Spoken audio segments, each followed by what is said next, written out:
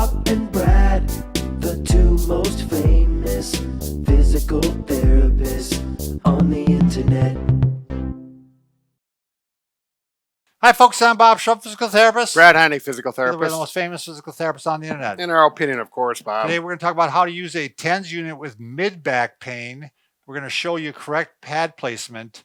And as a bonus, at the end, we're going to show you an exercise you can do along with the application of TENS. Right. We found it very successful with our treatment. Yeah, a lot of people have really responded to this exercise. Today, as far as which TENS unit to use, Brad and I have tried dozens of units, and all of them seem to work pretty well, to be honest with you. We've been sent a lot of units. They're all pretty powerful. A lot of them have very poor instructions. Some of them almost have no instructions, to be honest with you. And so after a bit, Brad and I, after trying a lot, we decided we're going to endorse one brand. We decided to endorse the iRelieve. Specifically, what we're going to do on other videos, we're going to show you how to use 3 of their different models. Sure. They have the 1313, which is their low-end model, less expensive, but it's not rechargeable. Oh, no, it's this one. They have the high-end model, which is the 5050, which is wireless. Yeah, no leads to deal with. Quite a bit more expensive. And then they have the 8080, which is a nice in-between model. Brad and I really like that one. And if you want to watch us demonstrating how to use these models step by step, go to bobandbrad.com, go to the program section, and under the program section, look for TENS. TENS. And then under the TENS, you'll find the different videos that show you how to use it. Right. In addition to the videos, we have a printout with each video, including this one. A PDF. A PDF that you can print out, and it's going to show you how to use the unit, but it's also going to show you the pad placement that we're going to talk about today. Right. So why don't we jump into that now, Brad? The pad placement. So we're going to, right now, because all of you have signed a release saying they don't want us to take our shirt off, we're going to have our cameraman come in and take his shirt off, and Brad's going to show where to place the pads. Right. For a mid-back. Mid-back, right around that scapula or shoulder blade area. So I'll keep commentating. We didn't put a mic on Mike because we're afraid what he might say. And he's got his SpongeBob shirt on. He's so proud of that. But we made the joke on the last one. It's not that he's got a sponge body. It's a SpongeBob shirt. So here we've got the iRelieve. This is the 8080 unit that we like. It's going to be rechargeable. Right. We're not going to hook up the leads to the pads just because it gets in the way. We're focusing on where to place the pads and how to place them. There's a few different options. Why don't we start with one-sided, Brad? All right. The pain is just on one side. You ready for this, Mike? I got cold fingers. You might jump. So let's say a common place for pain is usually right in this area. Now this one, we're doing more mid-back, Brad. We're going to do one for upper back too. Oh, sorry, Bob. Keep her down. Then we do have it actually in here. Right. The mid back, low back, mid back, and then neck and upper back kind of cross. Right. Together. So what we're going to do is, let's say the pain. I thought I had a marker here, Bob. Doggone it. All right. We'll use our imagination. Use our imagination. Right there. Maybe I can make a skin turn red. There we go, kind of. So we go right over the top. Sometimes people have, what they say, a knot right there that just feels like it needs to get cracked or whatever. And you're going to put pad right over that. Okay. The point we should point out or make right away, Brad, is that there's not specifically a right or wrong place to put the pads. Right. Exactly. We got some general guidelines here. And so what you want to do is experiment. So the first experiment we're doing is we're putting one pad right on the pain, and then you're going to place the other pad, above the pad? Yeah, we could go above. Don't let them touch each other, even be close. They should be the width of one pad apart there, like that. Some people, I say pads, it could be electrode, you could call it a number of things, but we're referring to these.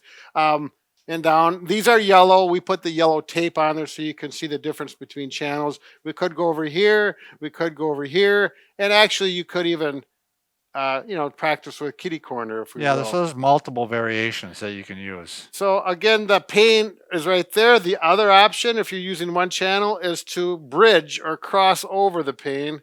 So the pane is here. I'm going to put one pad above, one pad below it, and then turn it on, assess it, see how it responds to it. Once you find the spot, you don't have to keep doing all of Right. these. If you find one that works, Yep. just stick with that. And chances are you're not going to do all these. You'll probably find what works within a couple trials. Right. We can go here. We can go here. If you want to use, should we go with the 4 pads? Sure. Yep. Let's go with 4 pads. Yeah. Let's say it's not so of a pinpoint. It's a little bit broader pane over one side. Then we're going to use all 4 pads using 2 channels, 4 pads. And as one rule of thumb, we generally don't put the pads right on the spine. Right. So yeah, that's right on the spine. We want to avoid that. Stay into the soft tissues. And again, as we mentioned before, we put the color coding on these pads. Right. They usually come, they're black or they're white. Yeah. So you just have to keep track of which channel. So you want to show why you put them that way, the conductivity that occurs between the pad spread. Yep. So here we've got, this would be hooked up like this.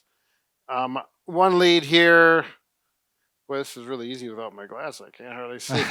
Okay, so the current's going to go through one wire to channel 2, and it's go green to green or 2 to 2, a crisscross there, and go back, and a little education on current of electricity flow. And then the same happens with channel 1. So the current goes here, and it goes here, and that forms that cross. X, yeah. Yep. So, and these can be rotated at any location. We could go vertical with the channel 2 or the green, horizontal. Oops, these pads are. Yeah, we've been using these pads a lot, so they're not and Mike sticking. didn't wash. We didn't mention that. Did we wash? Yeah. You really want to wash your skin well with soap and water. Make sure it's very dry. If you happen to have a hairy back, you really need to shave it, because the hair is going to decrease how long the pads last, because some of the hair actually sticks to it and pulls off. It's not very comfortable either. Yeah, the oils of the skin interfere with the stickiness too. So yeah, exactly. And you can revive the pads a little bit by just putting a little water on them and even take a washcloth. We're going to have a video on that as well. Actually, Brad, we did it. We didn't realize. I didn't realize we had done it. Oh, we did it already. Yeah, we did it already. So that's how smart we are. So, all right, and you could go across the spine too, the same way. Yes. You could put, if you got a real broad mid back pain, again, same rules. And this is probably about as far apart as you're going to get these pads. If you get too far apart, they don't conduct well, and you just don't get a good response. It may even need to go a little closer. A little tighter. Yep, you just have to experiment and see what the response is. There we go. There we go. All right. And that could be rotated too. We could put the green ones here and the yellow ones here. Sure. So. All right. Okay. Thank you, Mike. Thank you, Mike. We're going to go ahead and show the exercise now that you could. Oh, yeah. Now, this exercise, because of the nature of it, you won't be able to do the exercise when the pads are on very easily, because you would be hitting the ball. So. Oh, yeah. So you're going to use about a 6 or 8 inch diameter ball that you would have for your children. Works well, and it works good if they're if it's a little flat. How am I looking, or Mike? A softer ball. Are we okay? Okay. So, the thing about TENS, if you use it, a lot of times it stimulates the natural endorphins in your system.